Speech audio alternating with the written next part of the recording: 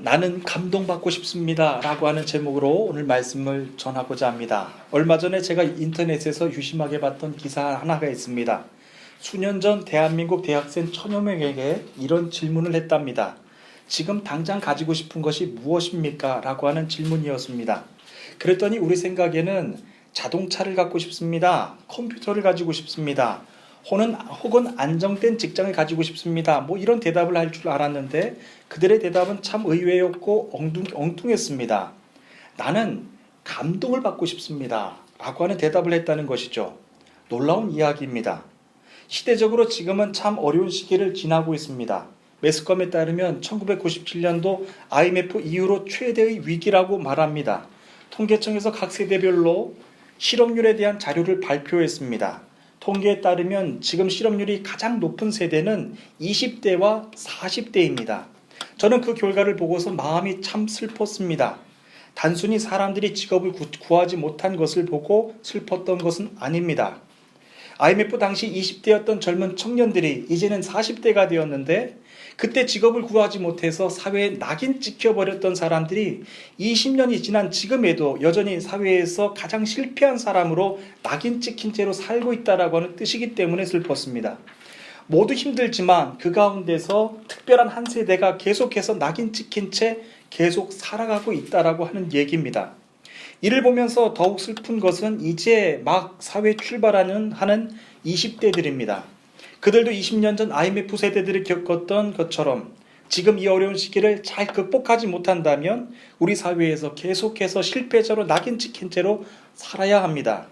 이제 그들이 30대가 되고 40대가 되었을 때 지금의 이 어려움을 극복하지 못한다면 첫걸음부터 실패자야 라고 하는 무능한 사람이라는 오명을 쓰고서 삶을 살아야 됩니다. 그 상처와 슬픔의 세대에서 벗어나고 싶어도 벗어나지 못하는 젊은 청년 세대가 말한 것입니다. 나는 자동차가 아닌 감동을 받고 싶습니다. 라고 하는 말입니다. 자신의 이름으로 등록된 집이 있고 자동차가 있고 든든한 직장이 있으면 그들은 행복할 것 같은데 그것이 아니라고 하는 것이죠. 나는 감동을 받고 싶습니다. 여러분 이것이 무엇을 의미한다고 생각을 하십니까? 얼마든지 나는 더 잘할 수 있는데 사회가 내 삶을 실패자로 낙인 찍어버렸다는 것이 더 슬프다는 이야기입니다. 그래서 나는 내 의지와는 상관없이 이 시대가 빼앗아 가버린 진짜 나를 찾고 싶습니다. 진짜 나를 만나고 싶다라고 하는 뜻입니다. 저는 이처럼 자신의 의지와는 상관없이 사회로부터 낙인 찍힌 채 어렵게 살아가는 사람들을 보면서 성경에서 말하는 또 한 세대가 마음에 들어왔습니다. 그들은 오늘 여러분들에게 전하고자 하는 전쟁을 알지 못하는 세대입니다. 이제 본문을 다 함께 읽으면서 말씀을 증거하기를 원합니다.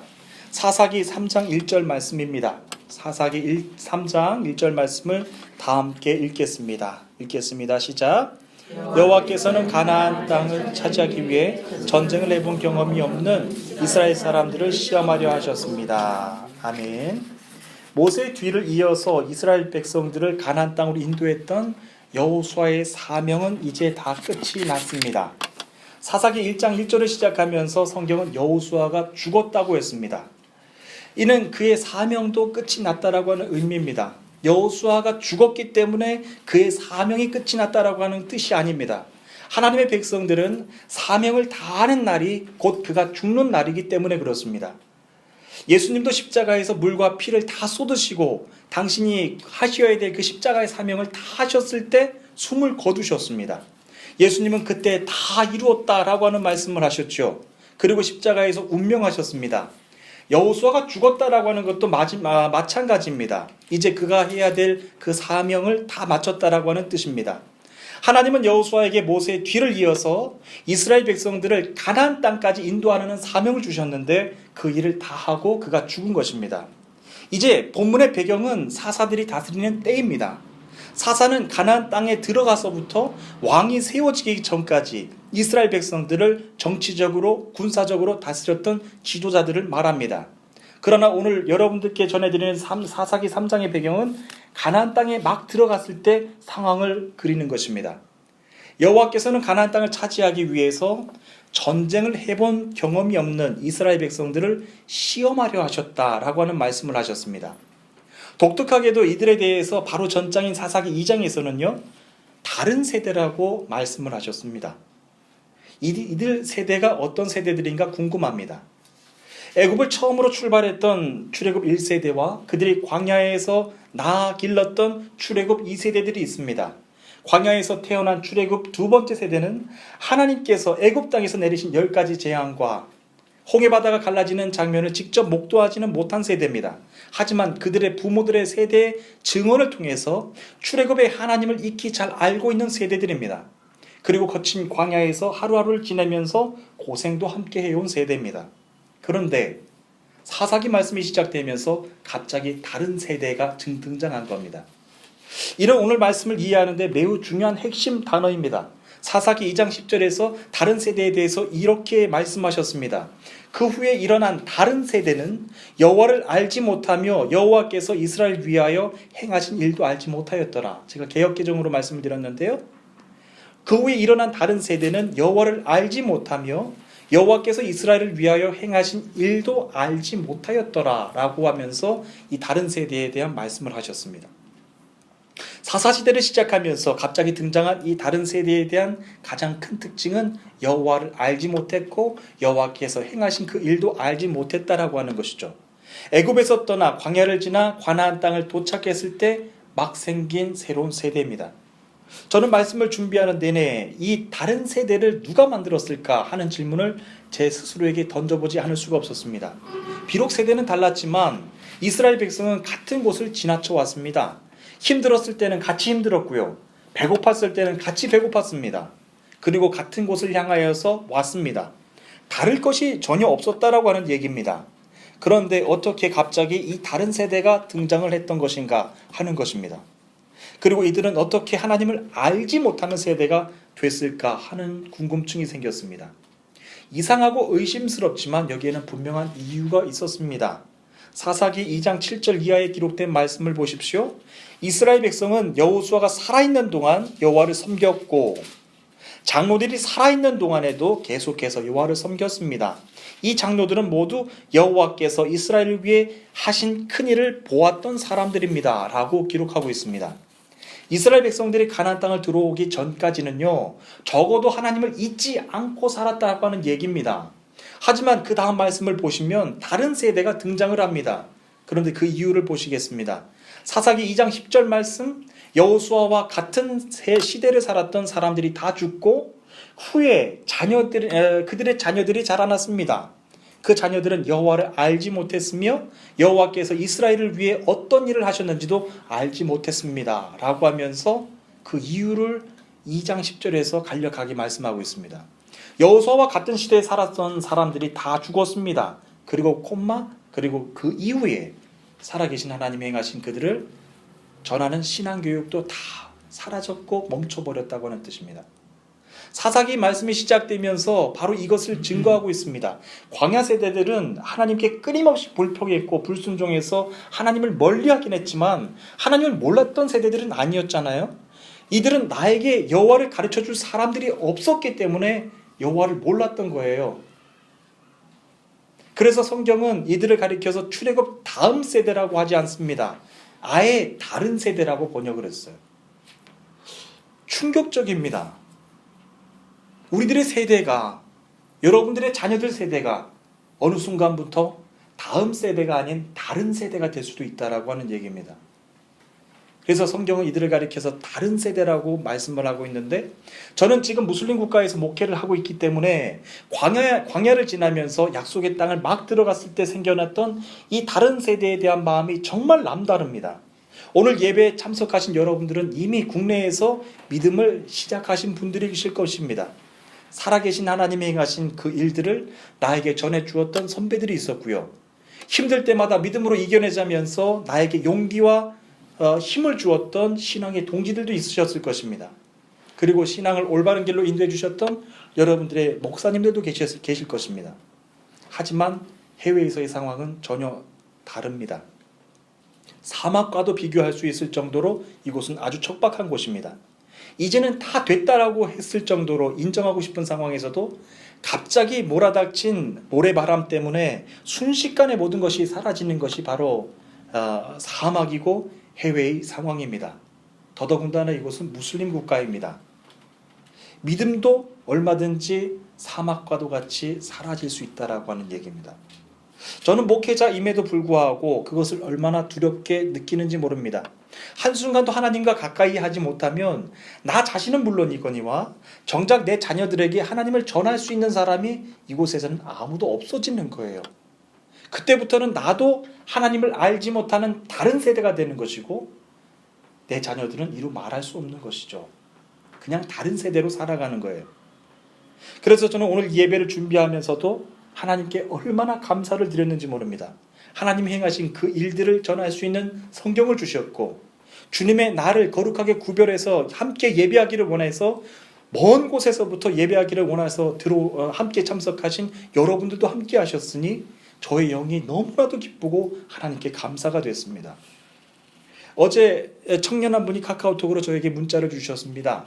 오늘 참석을 하셨는데요. 자신은 교환학생으로 와서 이제 1년 동안 이곳에서 공부를 하게 될 것인데 주일에 예배할 수 있는 교회를 찾다가 우리 교회를 알게 되었다라고 하는 얘기를 하셨습니다. 지난 금요일에 기숙사 등록을 마치고 이번 주일부터 예배에 꼭 참석하고 싶다라고 하는 말씀을 하셨습니다. 그런데 그분이 저에게 저의 마음을 울게 하셨던 말씀을 하셨습니다. 목사님, 여기에 계셔 주셔서 참 감사합니다 라고 하는 말씀을 하셨어요. 그 청년이 했던 말이 저의 마음을 울렸던 이유가 있습니다. 그 이유는 주님이 이곳에 이즈미르 교회를 세우라고 하셨을 때 저에게 당부하셨던 말씀이었기도 했기 때문입니다. 지금은 이렇게 여러분들과 함께 예배하고 있지만 사실 이곳은 지금도 한인들이 한 명도 살지 않는 곳입니다. 한인 목회를 하려면 교민들이 많이 살고 있는 곳으로 가서 교회를 세워야 되는데 주님은 오히려 한인이 하나도 없는 곳에 가서 교회를 세우라고 하셨습니다. 처음에 주님의 말씀을 듣고서 솔직히 바로 순종할 수가 없었습니다. 교민들이 하나도 없는 곳에 가서 한인 목회를 하는 것을 보고서 사람들에게 비웃음을 당할까 봐서 마음이 두려웠기 때문입니다. 그런데 하나님은 두 번째도 세 번째도 당신의 마음을 바꾸지 않으셨습니다. 그리고 그 다음 하나님이 하신 말씀을 듣고서 저는 도저히 순종하지 않을 수가 없었습니다. 그때 하나님은 산 위에 지으라고 하셨던 노아의 방주를 생각해보라 라는 말씀을 주셨습니다. 교회는 사람들이 원하는 곳에 세워지는 것이 아니라 하나님이 원하시는 곳에 세우시는 것이니 내가 그곳에 교회를 세우기를 원한다 라고 하는 말씀을 주셨습니다. 그리고 하나님을 찾아 예배하는 사람들을 그곳으로 보낼 것이니 그곳에서 예배를 갈망하는 세대들을 끊이지 않도록 그 예배의 초소를 잘 가꾸라는 말씀을 하셨어요. 예배 세대가 끊어지지 않도록 최선을 다하라고 하는 말씀을 하셨어요.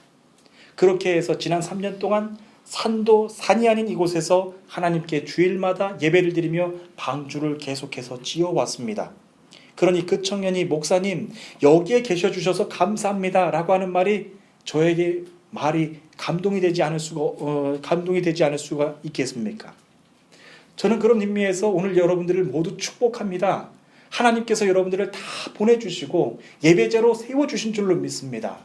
저희들이 지난날 기도해왔던 그 모든 헌신과 눈물의 그 흔적들을 여러분들을 통해서 또한 나타나실 것인데 여러분들이 이곳에서 하나님의 그 큰 이름을 나타나게 하실 줄로 믿습니다. 저는 이곳에 계신 여러분들 한 분 한 분을 주님의 이름으로 축복하지만 더 간절히 소원하는 것은 예배의 세대가 끊어지지 않도록 여러분들에게 간절하게 소원합니다. 여러분들의 자녀가 그리고 자녀의 자녀가 예배의 세대가 계속해서 이어가기를 소원하는 것입니다. 계속해서 이 다른 세대에 대한 말씀을 전하고자 합니다. 이미 위에서도 말씀드린 것처럼 이 다른 세대는 여호와를 알지 못하며 여호와께서 이스라엘을 위하여 행하신 일도 알지 못하는 세대였습니다. 이들에게 하나님을 가르쳐준 사람들이 하나도 없었기 때문입니다. 모두 죽었습니다. 이제 이들에게 출애굽의 하나님의 이야기는 그 누구에게도 듣지 못하게 된 것입니다. 그렇다면 여호와께서 하나님 아브라함에게 주시겠다고 한 그 약속의 땅은 당장 어떻게 되는 것인지 궁금해집니다.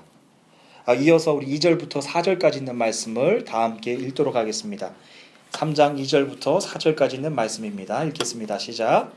여호와께서 그 나라들을 그 땅에 남겨두신 한 가지 이유는 이스라엘 자손에게 가르침을 주기 위해서였습니다. 여호와께서는 전쟁을 해본 경험이 없는 이스라엘 백성에게 싸우는 법을 가르치기를 원하셨습니다. 여호와께서 쫓아내지 않은 민족들은 블레셋 5군주와 모든 가나안 사람들 그리고 시돈과 히위 백성들입니다. 히위 사람들은 바알 헤르몬 산에서 하맛까지 이르는 레바논 산지에 살고 있었습니다.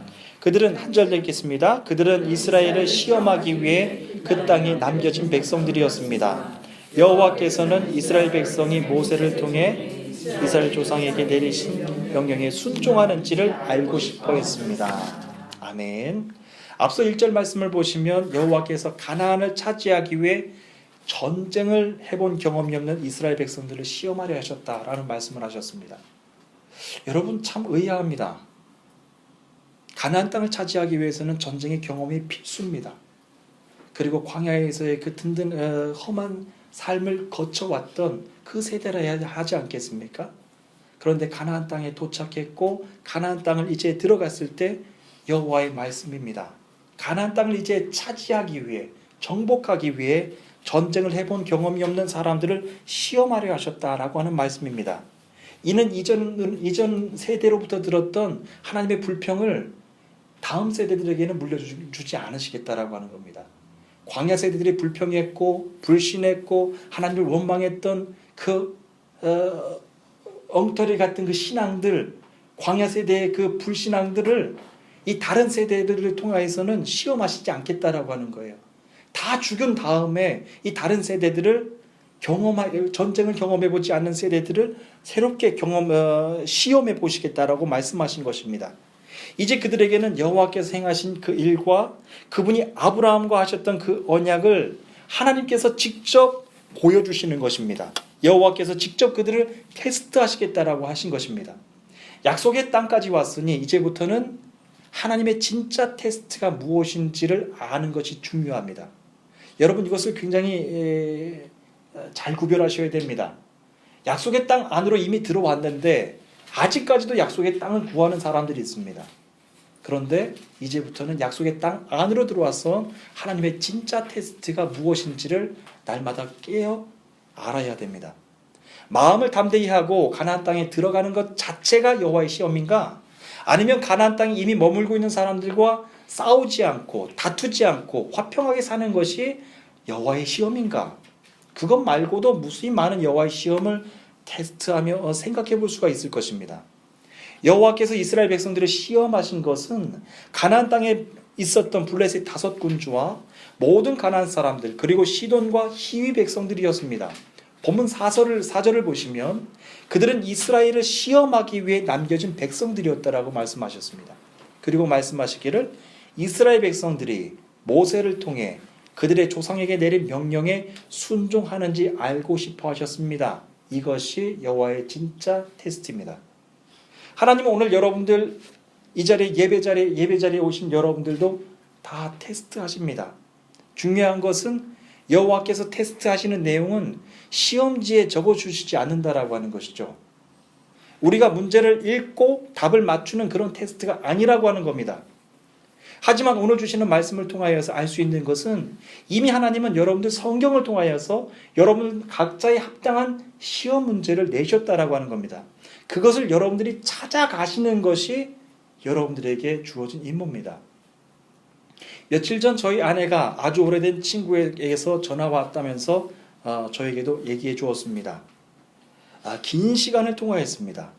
결혼한 이후로 수십 년 동안을 십수년을 만나지 못하다가 최근 3년에 한 번 만나고 다시 연락이 된 겁니다. 아내는 그 친구가 너무나도 고통스러운 삶을 살아왔다라고 하는 것 같다고 하면서 가슴 아파했습니다. 한때는 목회자의 사모가 되고 싶을 정도로 교회를 사랑하는 마음이 컸던 자매였다고 합니다. 그런데 믿지 않는 사람과 결혼하면서 한 번, 두 번 주일을 빠지더니 어느 순간부터는 남편과 같이 주일 성수를 아예 하지 않는 사람이 되었다라고 하는 겁니다. 세상 사람처럼 섞여 살았다고 하는 얘기입니다.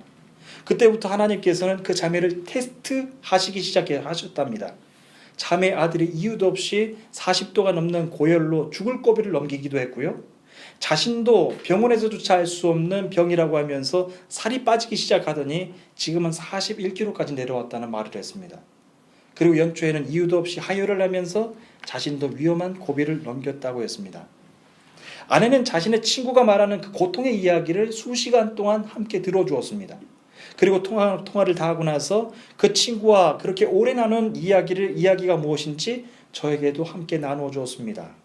그렇게 고통스러운 시험을 많이 겪어왔으면서도 하나님께서 자신을 테스트하고 계셨다라고 하는 것을 전혀 몰랐다고 하는 얘기입니다. 본문에서 말하는 다른 세대들처럼 하나님을 모르고 살아왔다는 얘기를 오랜 시간 동안 했던 것이죠. 그런데 이제는 자신이 겪어온 수많은 시험, 여호와의 테스트를 겪으면서 이제는 알 것 같다라고 하는 말을 했습니다. 그것이 자신에게 하신 여호와의 시험이었다라고 하는 것을 이제는 깨닫고 하나님께로 온전히 돌아와 회심하며 하나님의 사람이 되었다라고 하는 것을 간증하는 통화 내용이었습니다. 여러분, 그렇습니다. 우리는 어제와 똑같은 오늘을 살고 있다고 생각을 하지만요, 하나님은 오늘도 저와 여러분들을 테스트하고 계십니다. 시험하십니다. 그 자매의 예를 든 것이지만 하나님께서 지금 나를 테스트하시는 것이 무엇인지를 바로 깨닫는 것은 절대 쉬운 일은 아닙니다. 그러나 우리가 기억해야 될 것이 있습니다. 하나님의 말씀과 늘 가까이 서 있는 사람이 그것도 빨리 알 수 있다라고 하는 얘기입니다. 시편 73편 28절 말씀, 하나님께 가까이 함이 내게 복이라. 내가 주 여호와를 나의 피난처로 삼아 주의 모든 행사를 전파하리다 라고 하는 말씀하셨어요. 하나님께 가까이 함이 복이라고 그랬습니다. 가까이 하는 사람이 하나님의 시험, 하나님의 테스트도 빨리 알 수 있다라고 하는 것이죠. 여호와께서 시험하시는 테스트 내용이 무엇인지 모르는 사람들은 오랜 기간 동안 고난을 받을 수가 없어요. 저는 여러분 모두가 하나님을 가까이 하시는 분들이 되시기를 간절히 소원합니다. 여호와께서 여러분들을 지키시며 옳은 길로 인도해 주실 줄로 믿습니다. 특별히 저는 오늘 이 예배를 통하여서 간절히 바라는 것은 우리 믿음의 세대들이 함께 하자는 거예요. 부모의 세대들만 말씀에 가까이 있어도 안 되고 자녀들 세대만 말씀에 가까이 있어도 안 되고 우리가 함께 해야 된다라고 하는 거예요. 부모님이 믿음으로 어려움을 겪을 때 자녀가 말해줄 수 있어야 되고, 자녀가 믿음의 탈선에 있을 때 부모가 그것을 바로 말해줄 수 있어야 된다라고 하는 것입니다. 특별히 여러분들의 가정 모두를 축복합니다. 말씀해 주시는 그 은혜가 날마다 더해지시기를 축복합니다. 저는 이제 여러분들과 마지막으로 살펴봐야 될 것이 있는데요, 여호와께서 이 다른 세대라고 하셨던 그들이 여호와의 시험을 어떻게 통과했는지 혹은 낙제를 냈는지 그 결과가 궁금합니다. 이제 마지막으로 5절과 6절 말씀을 다 함께 읽도록 하겠습니다. 5절과 6절 말씀입니다. 읽겠습니다. 시작. 이스라엘 백성은 가나안 사람, 헷 사람, 아모리 사람, 브리스 사람, 히위 사람, 그리고 여부스 사람과 함께 살았습니다. 이스라엘 사람들은 그 사람들의 딸들과 결혼하기 시작하였고 자기의 딸들은 그 사람들의 아들들과 결혼시켰습니다. 그러면서 이스라엘은 그들의 신을 섬겼습니다. 아멘. 시험 결과입니다. 약속의 땅 가나안에 들어갔을 때 새롭게 생긴 세대입니다. 그들은 이스라엘 백성들을 출애굽하신 하나님, 그리고 사막에서도 만나를 주시면서 이스라엘을 굶게 하시지 않으셨던 하나님을 전해주는 자가 있어서 여호와를 알았던 사람들입니다. 전해주는 자가 없어서 하나님을 알지 못하는 세대라고 불림을 받았던 사람입니다. 여러분, IMF 세대 하면은 벌써 5명이 찍히는 것 같아요. 저도 97년도에 대학을 입학하면서 IMF 세대로 출발을 했는데 IMF 세대라고 하는 말 자체가 기분이 썩 좋지를 않아요. 실패자라고 하는 이미지가 있는 것 같고 성공하지 못한 이미지가 있는 것 같아서 참 싫어요. 그런데 이 다른 세대라고 하는 이 오명도 마찬가지입니다. 너희들은 하나님을 못 배워서 다른 세대지, 너희들은 하나님께서 행하신 그 일을 알지 못해서 다른 세대지 라고 하는 이 부끄러운 이름들이 수천 년이 지나고 오늘 우리들에게까지 계속해서 남겨지는 것입니다. 여호와께서 그들에게 내리신 시험의 결과는 가나안 사람들과 그들이 결혼했다는 거예요. 그들의 신을 그리고 섬겼다라고 하는 얘기입니다. 하나님을 알지 못하는 세대에게는 당연한 결과입니다. 하지만 저는 다시 한번, 정말 다시 한번 묻고 싶은 것입니다. 여러분 정말 그것이 당연한 결과였다고 생각하십니까? 하나님을 알지 못하는 세대, 그리고 다른 세대, 전쟁을 알지 못하는 세대라고 하는 이름은 그들이 원해서 붙여진 세대 그 이름은 아니라고 하는 거예요. 내가 원해서 다른 세대라고 하는 이름을 붙이지 않았다라고 하는 것입니다. 그렇다면 그들에게 과연 그 다른 세대라고 하는 이름은 누가 붙여주었을까 하는 것입니다. 저는 오늘 말씀을 전하는 내내 두려운 마음이 떠나지를 않습니다. 이 질문에 대해서 나도 언젠가는 대답을 해야 되기 때문입니다. 다른 세대를 누가 만들었는가? 다른 세대를 누가 만들었는가? 우리 자녀들이 하나님을 알지 못하고 다른 세대라고 불리워져도 그때도 괜찮은가? 그때도 당연한 결과라고 할 수 있을까? 라고 하는 질문을 제 스스로 계속해 보는 거예요. 여러분들은 어떠십니까? 여러분들의 자녀가 다른 세대라고 불러줘도 당연한 결과이십니까? 여기는 해외니까요. 여기는 이민사회니까요. 여긴 사막과도 같은 곳이니까요. 아니에요. 당연한 결과는 아니에요. 그리고 이 다른 세대가 붙여진 이들의 이름은 이들에겐 상처예요. 아무도 이 이름을 원치 않았을 것입니다. 여러분들 자녀에게 넌 다른 세대야 라고 하면 좋아할 것 같습니까? 아니에요. 굉장히 분노할 일이에요. 아빠, 엄마, 나에게 왜 여호와 하나님을 가르쳐 주지 않았어요? 여호와 하나님이 출애굽의 하나님을 왜 나한테 얘기해 주지 않았어요? 홍해를 가르치고 만나를 주셨던 그 하나님을 나에게 왜 말해주지 않았느냐고요. 나는 다른 이름이 싫어요. 다른 세대라고 하는 이름이 싫어요. 여호와를 알지 못하는 세대라고 하는 이름이 싫어요. 라고 자녀들이 분노할 수도 있는 일이에요. 그렇다면 이제 그 다른 세대는 어떻게 돼야 되는 것인가 하는 것입니다. 오늘 말씀을 시작하면서 전해드렸던 기사 내용을 다시 한번 기억하기를 원합니다. 나는 감동을 받고 싶습니다. 라고 했던 그 청년 세대들의 메시지입니다. 사회로부터 낙인 찍혔던 사실 때문에 10년이 지나고 20년이 지나도 자신의 그 실패의 그 테두리 안에서 극복하지 못했던 40대 사람들. 여러분 우리 자녀들의 세대도 마찬가지입니다. 믿음도 똑같지 않을까요? 어느 순간부터인가 너희는 다른 세대야. 전쟁을 알지 못하는 세대야 라고 붙여지면 시대는 지나도 이들에게 붙여진 이름은 지워지지 않는다라고 하는 거예요. 10년이 지나도 아빠 난 다른 세대지. 20년이 지나도 아빠 난 다른 세대지. 계속해서 불려지게 되는 거예요. 정말 우리가 깨어서 기도해야 되는 그런 상황입니다. 눈으로는 볼 수 없지만 믿음의 세대도 그렇습니다. 정말 우리가 마지막 때에 믿음으로 깨어 영혼까지 지워지지 않는 아름답고 복된 이름을 우리 자녀들에게 남겨주기를 원합니다. 너는 믿음의 최고의 작품이야. 십자가의 최고의 너는 일꾼이야. 라고 하는 그 명예로운 이름을 우리 자녀들에게 남겨주기를 간절히 소원합니다. 여러분 오늘 이 말씀이 여러분들의 믿음의 세대들, 예배의 세대들을 계속 이어가기를 원하는 그 도전의 말씀이 되기를 간절히 소원하면서 저는 이제 말씀을 마치고자 합니다.